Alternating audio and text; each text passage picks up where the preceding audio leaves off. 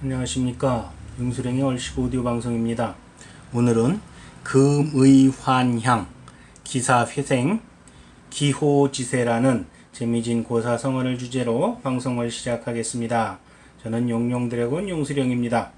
자, 첫 번째 고사성어는 금의환향이라고 할 수 있겠습니다. 비단금자, 오대이자, 돌아올 환, 시골 향자로 구성되어 있으며 출세하여 고향에 돌아간다는 뜻이 되겠습니다. 사기, 항우 본기에 기록되어 있습니다. 자, 유래부터 먼저 살펴보겠습니다. 금의라는 것은 화려하게 수놓은 비단 옷, 즉 고급 옷이라는 이러한 뜻이 되겠습니다. 옛날에는 왕이나 고관들이 입던 옷으로서 출세의 상징이었던 옷이라고 할 수 있겠습니다. 반면에 평민들은 흰색의 베옷을 입었는데 이것은 포의라 하였습니다.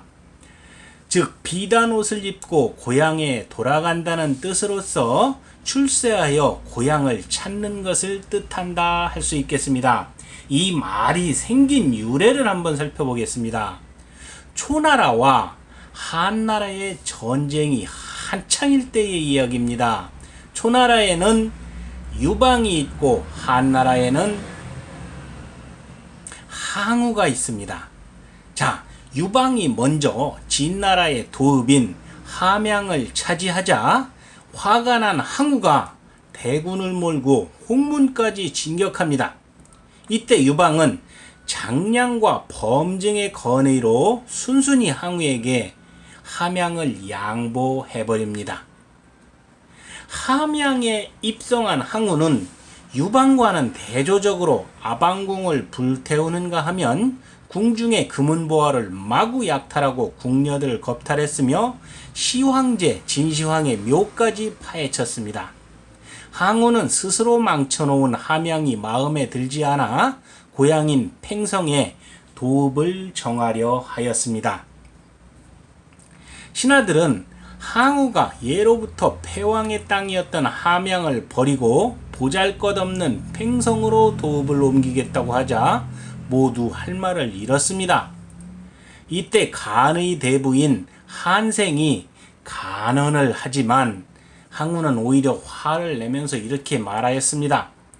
지금 길거리에서 부귀하여 고향에 돌아가지 못하면 비단옷을 입고 밤길을 가는 것과 무엇이 다르리라는 노래가 떠돌고 있다고 하더구나.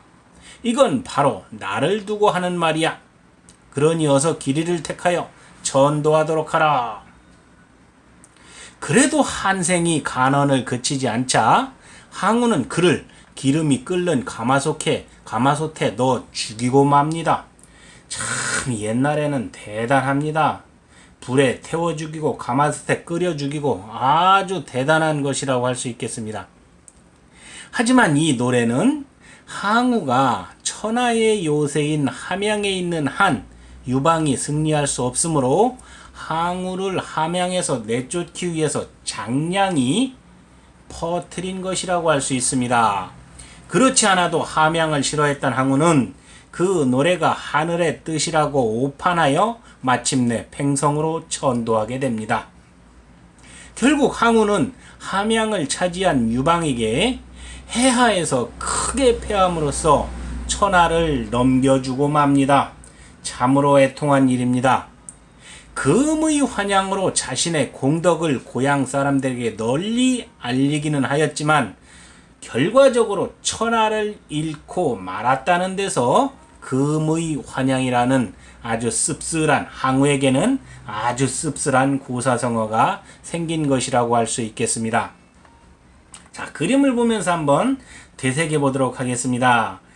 우리의 유등이 금의 환향을 하였다. 이 의미와 그리고 퀸연하의 금의 환향, 그리고 우리의 대한민국 바카스, 베트남 영웅의 금의 환향 또한 같은 의미라고 할 수 있겠습니다. 자, 이 말은 속 뜻으로 따지게 되면 와신상담, 쓸개를 씹으면서 나중에 복수를 생각했다라는 이러한 부차의 이러한 이러한 말에서 생겼다고 할 수 있겠습니다. 그리고 와신상담과 고진감래, 쓰디쓴 아주 힘든 이러한 고생 뒤에 달짝지근한 이러한 성과, 성공, 이런 것들이 고진감래 뒤에 얻을 수 있는 성과를 표현하는 말이 바로 금의환향이라고 할 수 있겠습니다. 엄청난 실패와 좌절 속에서도 결코 주저앉거나 절망치 아니하고 끝끝내 일어나 마침내 최고의 성과를 거둔 선수, 또는 사람들이 당연히 누려야 할 보상과 축하의 말이라고 할 수 있겠습니다. 마찬가지로 우리의 유뚱하고 김연아하고 이 박항서 감독뿐만이 아니고 우리나라에는 금의환향에 어울리는 스포츠 선수들이 참으로 많습니다.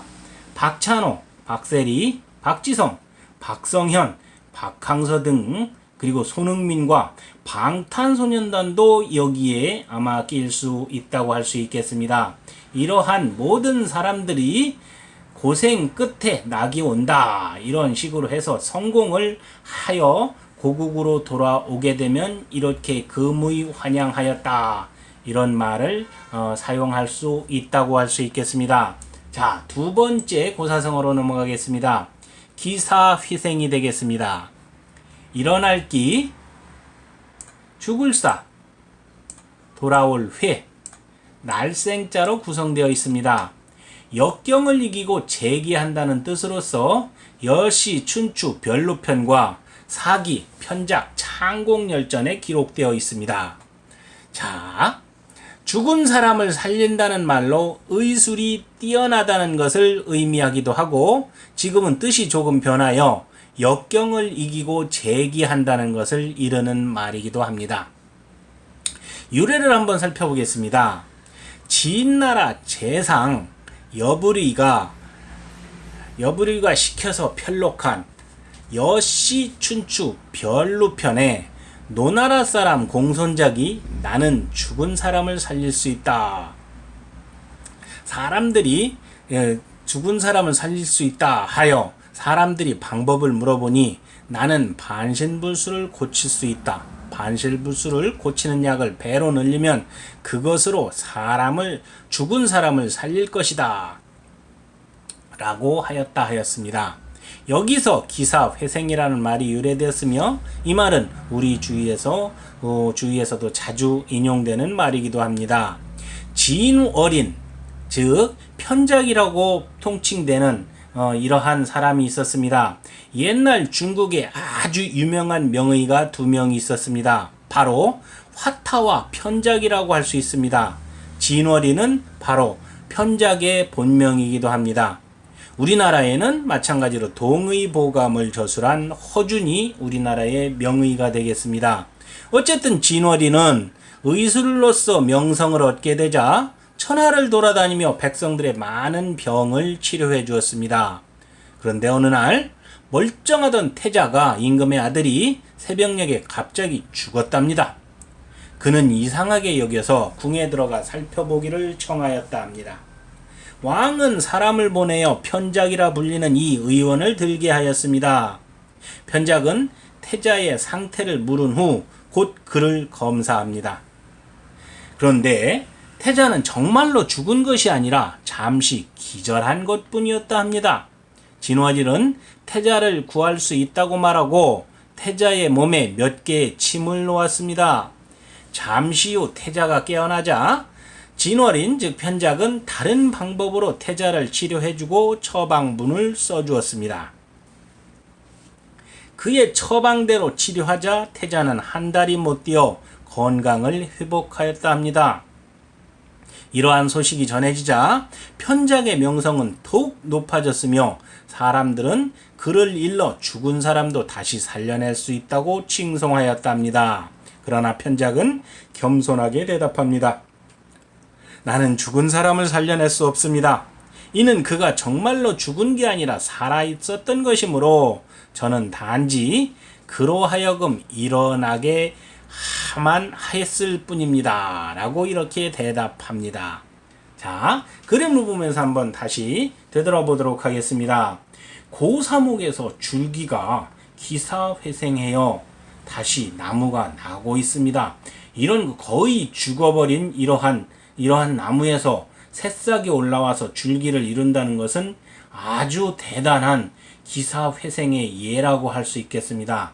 마찬가지로 황무지에서 잡초가 지표 위로 올라옵니다.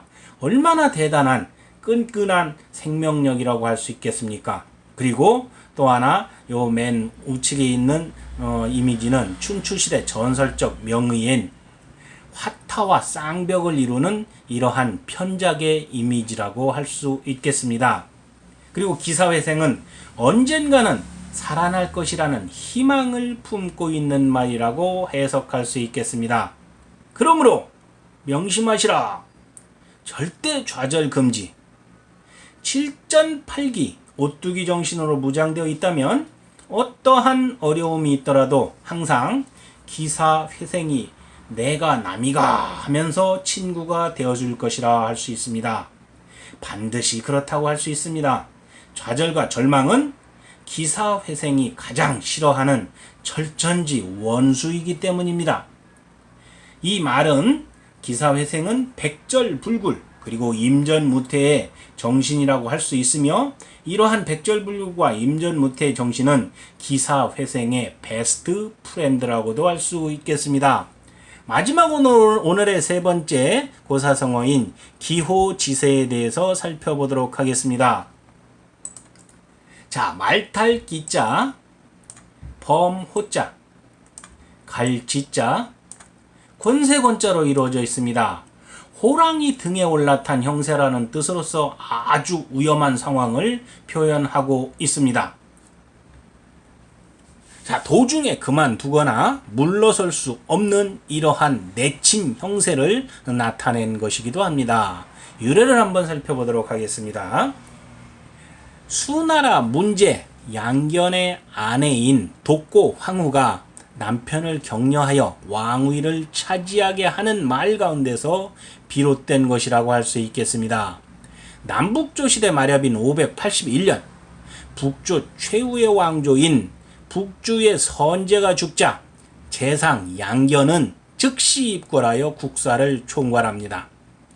외척이지만 한족이었던 그는 여기서 양견은 나중에 수나라 문제가 되는 이러한 사람이라고 할 수 있겠습니다. 외척이지만 한족이었던 그는 일찍이 오랑캐인 선비족에게 빼앗긴 이 땅에 한족의 천하를 회복하겠다는 큰 뜻을 품고 때가 오기만을 기다리고 있던 차에 선제가 죽은 것이라고 할 수 있습니다. 양견이 궁중에서 모반을 꾀하고 있을 때 이미 남편의 뜻을 알고 있던 아내 독고 부인으로부터 전갈이 옵니다. 이미 호랑이를 타고 달리는 기세이므로 도중에서 내릴 수 없다. 만약 도중에서 내리면 잡혀먹히고 말 것이다. 그러니 호랑이와 함께 끝까지 가지 않으면 아니 된다. 부디 목적을 달성하시옵소서라고 이렇게 부인으로부터의 전갈이 오게 됩니다. 이에 용기를 얻은 양견은 선제의 뒤를 이어 즉위한 나이 어린 정제를 패하고 스스로 제위에 올라 문제라 일컫고 국호를 수라고 칭하게 됩니다. 그로부터 8년 후인 589년 문제는 남조 최후의 왕조인 진나라마저 멸하고 마침내 천하를 통일한다라는 얘기로부터 기호지세라는 말이 생겼다 할 수 있겠습니다. 자, 그림을 보면서 한번 다시 살펴보도록 하겠습니다. 어느 사람이 호랑이 등에 올라탄 채 뻘뻘 땀을 흘리고 있습니다. 두둥 하면서 말합니다. 호랑이는 꼭 잡으시오. 확 떨어뜨려 버릴란께 하면서 아주 잽싸게 달려가고 있습니다. 그리고 두 번째는 명량대첩에서의 이순신 장군의 결의에 찬 모습을 보여주고 있습니다. 신에게는 아직 12척의 배가 남아 있사옵니다. 이 상황 역시 이순신 장군이 처한 기호지세의 상황이라고 할 수 있겠습니다. 그리고 여기 아주 귀엽고 귀여운 고양이한테도 혼날 것 같은 귀여운 호랑이 두 마리가 있습니다. 얘들 언제 커서 호랑이 될지 아주 기대가 큽니다. 자, 이러한 기호지세는 백척간두 그리고 절체절명의 위험한 상황을 표현하고 있는 말이라고 할 수 있겠습니다. 하지만 옛말에 호랑이한테 물려가도 정신만 차리면 살 수 있다는 말처럼 빠샤 결단코 벗어나리라. 마찬가지로 여러분, 지금의 이 어려움이 결코 고달플지언정 절망적이진 않으리라 믿습니다. 왜냐하면 희망은 언제나 절망의 옆에 있으니 말입니다. 그리고 또한 벽은 넘거나 부셔야만 지나갈 수 있는 것이니 그대여 배심 가득 길을 모아서 강하십시다. 자, 이상으로 오늘 용수령의 고사성어 방송을 마치겠습니다. 저는 용룡드래곤 용수령입니다. 다음 시간에 더 좋은 내용으로 찾아뵙도록 하겠습니다. 감사합니다.